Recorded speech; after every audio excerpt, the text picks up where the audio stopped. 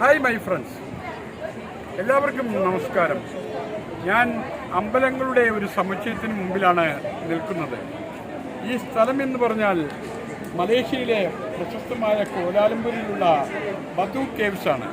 ബദു കേവ്സിൻ്റെ താഴ്വാരങ്ങളിൽ മുരുകൻ്റെ ഒരു സ്റ്റാച്ചു കാണാം.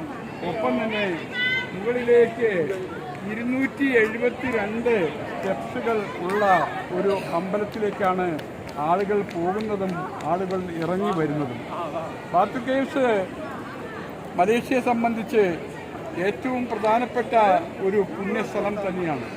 നിരവധി ആളുകൾ ഈ അമ്പലത്തിൽ വന്ന് മുരുകൻ്റെ ദർശനത്തിന് വേണ്ടി ഇങ്ങോട്ട് വരുന്നുണ്ട്. ഇവിടെ താഴ്വാരത്ത് ഒരു പക്ഷി സങ്കേത കേന്ദ്രം അപ്പർ സൈഡിലുണ്ട്. അതിനോടനുബന്ധിച്ച് താഴെ ഭാഗം ഒരു ലേക്കുമുണ്ട്. എന്നോടൊപ്പം എൻ്റെ പ്രിയ സുഹൃത്ത് മണിവർണ്ണനാണ് ഈ വന്നിരിക്കുന്നത്. ഞങ്ങളുടെ കൂട്ടുകാരൻ നിസാർ ഭായിയുടെ ക്ഷണപ്രകാരമാണ് ഞങ്ങൾ ഇവിടെ എത്തിയിരിക്കുന്നത്. നമ്മുടെ നാട്ടിലെ പഴനി അതുപോലെ തന്നെ ഉള്ള അമ്പലങ്ങൾ ഉള്ളതുപോലെ തന്നെയാണ് മലയുടെ മുകളിൽ തന്നെയാണ് ഇവിടെയും അധികം ഈ ആരാധനാലയങ്ങളെല്ലാം സ്ഥിതി ചെയ്യുന്നത്. ഇവിടെ നമുക്ക് കാണാം, ആളുകൾ ഒഴുകി അങ്ങോട്ട് പോകുന്നുണ്ട്. അതേപോലെ തന്നെ ദർശനം കഴിഞ്ഞ് തിരിച്ച് താഴേക്ക് വരുന്നുണ്ട്.